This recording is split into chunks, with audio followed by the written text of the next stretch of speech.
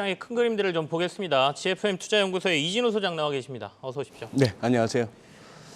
우려가 이제 현실이 되는 거냐, 점점점 걱정이 되는 뭐 이런 마음이 듭니다. 투자자분들도 그런 생각들 좀 하실 텐데요. 지난번에 나오셔서 우리가 이제 저점을 자꾸 뚫고 내려가는 시장을 기술적으로 분석하면서 네. 여기서 조금 더 내려갈 가능성이 있어 보인다. 네네. 좀 조심하자. 희망으로 돌리지 마라. 뭐 이런 말씀하셨거든요. 예. 지금 시장이 오늘도 지금 굉장히 안 좋은데 또 기술적 지표들 보면서 또 저희가 현실을 좀 얘기해 보죠.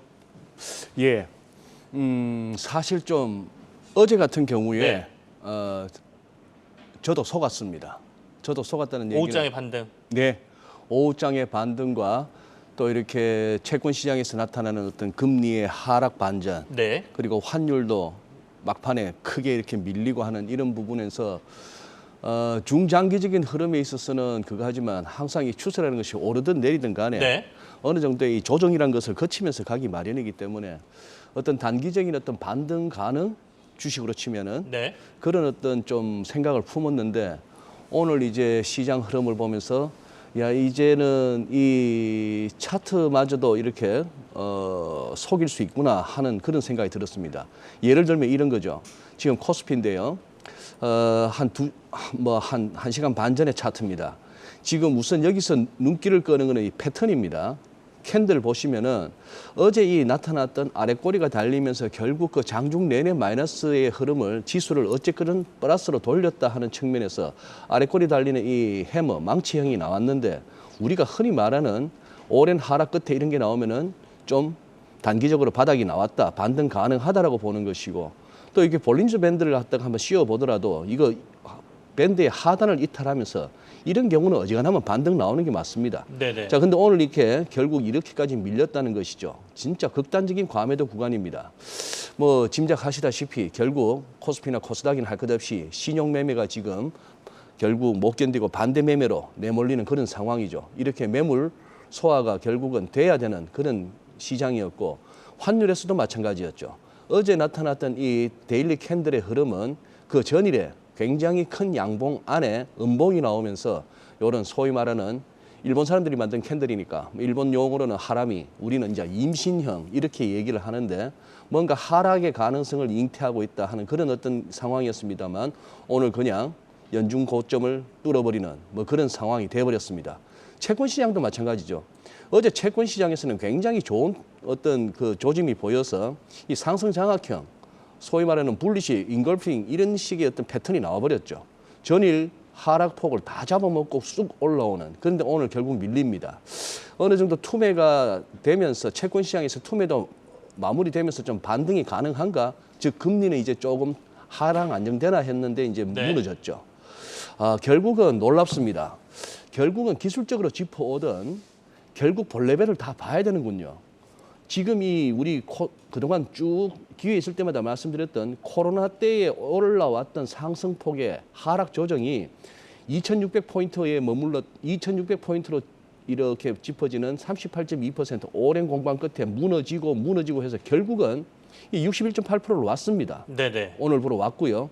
자, 여기서 이제 당장 밀리느냐, 좀 또 반등 나오느냐, 여기서 바닥이냐 모르는 얘기인데 이제 여기서 더 밀린다는 얘기는 2160을 하회하기 시작한다는 얘기는 이제 조정 차원이 아니다 하는 것은 염두에 두셔야 합니다.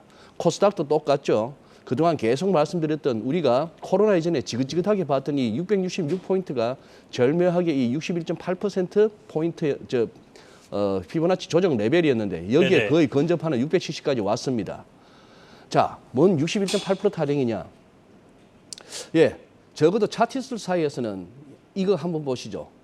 참고로 5월 23일 날 차트입니다.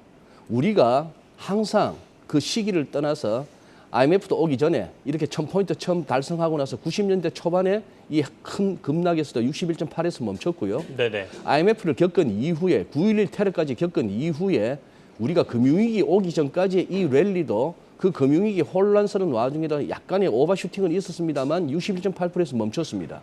그럼 2008년 이후에 또 2018년 우리가 크게 한번 또 꺾이기 전까지 그래서 코로나라는 충격까지 받았지만 이것도 61.8%였고요. 지금 현재 일단 돌아선 이후에 코로나 랠리를 갖다 되돌린다면 했을 때 61.8%가 2150에서 60, 즉 2160 근방이었는데 이게 2600 무렵에서 설마 했던 것이 결국 오더란 얘기입니다. 오더란 얘기고 이제 2160도 무너지는 그런 상황이 된다면은 이 피보나치를 다른 데서부터 끊기 시작해야겠죠.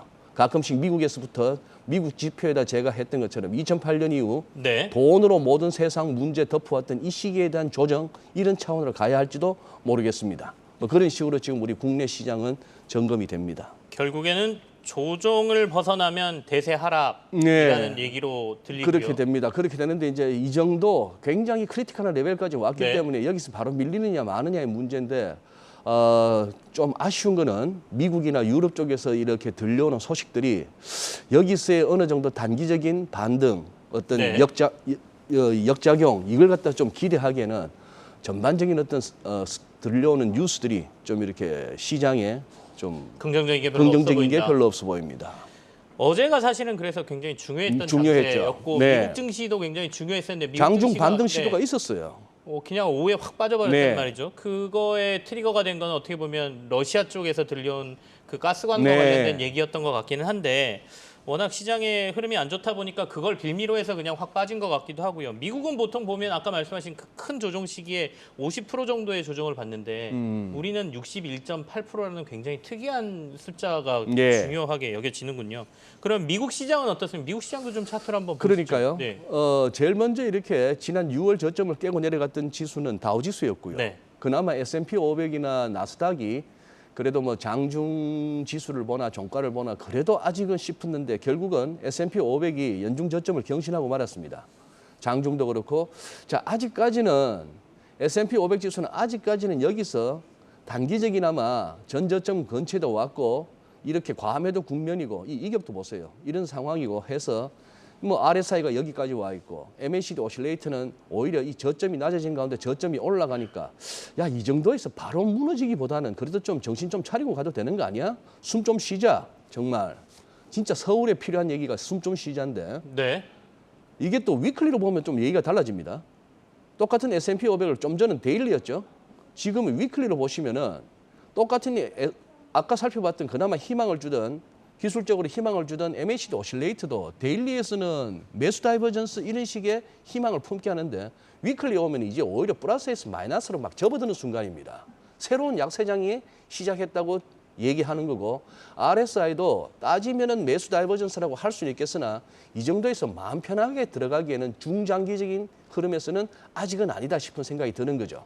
그렇다 보면 지금 이제 3,500까지 가야 되나? 지금 3,647 뭐 이런 상황인데 3,500까지 가야 되나? 아니면 월가에서 3,900이 무너지자마자 바로 회자되었던 3,200이 결국은 여기도 이 61.8%라고 하는 여기까지는 가져야 되는가? 이런 상황이고요. 어제 또 나왔던 지표 가운데 이 케이스실러 주택 가격 지수가 좀 그렇습니다. 전월비 0.8% 하락이거든요. 이제 집값이 꺾이기 시작한다는 얘기입니다. 집값이 꺾이기 시작한다는 얘기인데 큰 그림 보시죠. 큰 그림 보시면은 일단 이 케이스실러 지수 자체가 전월 318.63에서 306.28로 떨어졌는데 전년비로도 일단 지난달보다는 이제 숫자 자체가 줄어들었고 전월비가 이제 이게 그거 합니다. 이 얘기를 두고 이러한 지표를 두고 네네. 연준이 원하는 상황이 지금 이제 전개되기 시작한다는 거죠. 연준이 얘기했던 거 그거 아니에요. 수요를 완화시켜야겠다. 네. 주택 시장 너무 뜨겁다. 그리고 주택 렌트비 이런 것도 주택 가격도 너무 그거 하다. 심지어 지난번 FMC 기자회견 말미에 주택 시장은 어떤 뭔가 해야만 한다. have-to라는 표현까지 쓰면서 좀 조정이 좀 조정이 있어야 될 것 필요하다. 같다라는 있어야 언급이 된다고 나왔죠. 했던 네. 말이 나왔었죠. 이게 이제 미국 쪽이 조금 불안한 요인입니다. 사실은 연준이 주택 시장 얘기 거의 안 합니다. 근데 그때 그렇죠. 마지막에 그 얘기가 나와서 참 그때 야, 이제 주택 시장 조정까지도 고려를 하고 있구나라고 하면서 시장이 좀 더 두려워했던 네. 것 같긴 합니다. 시간이 진짜 얼마 안 남았는데요. 유럽 쪽 얘기만 간단하게 뭐 간단하게요. 하나 해주시죠. 예, 경기는 파운드한가요?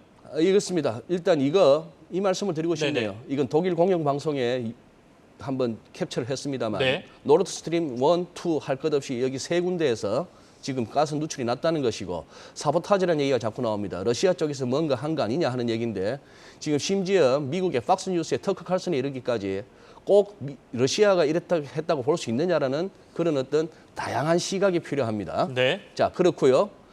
영국 계속해서 이렇습니다. 영국 30년물입니다. 5%를 넘습니다. 이 치솟는 그거 아시죠? 영국의 배경은 아실 테고요. 자, 영국 정부가 내놓은 감세안이 이런 장을 만들었습니다. 2002년 이후 최고입니다. 파운드 이런 상황이고 이탈리아 보세요. 이태리보다도 더 높아졌습니다. 영국이 그런 네. 상황이 됐고 유로 달러 멈추지 않습니다. 위안 새로운 알겠습니다. 고점입니다. 자, 여기서 어쨌거나 우리는 지금 정신 바짝 차려야 되는 상황입니다. 네. 시장에 악재가 많은 상황입니다. 이렇게 보면 약세장으로 들어갈 가능성도 있어 보이고요. 여러 가지를 고려해야 되는데 그렇다고 그래서 주식시장을 뭐 떠나야 된다 이런 말씀은 아닙니다. 언젠가는 또 오를 시기가 오겠죠. 저희가 또 희망도 나름 마음속에 깊은 곳에 있지만 가지면서 시장을 좀 바라보시기를 바랍니다. 한 말씀만 드리고 네. 아무리 시간이 바쁘지만 이렇게 전반적으로 보면은 우리 투자자분들이 금융당국 뭐 하나 이런 얘기들을 주로 하시는데요. 지금 쭉 훑어보셨습니다. 우리 금융당국만이 환율을 갖다가 누르겠다, 금리를 하락시키겠다, 주식을 부양하겠다 하는 것은 지금은 조금 맞지 알겠습니다. 않는 얘기입니다.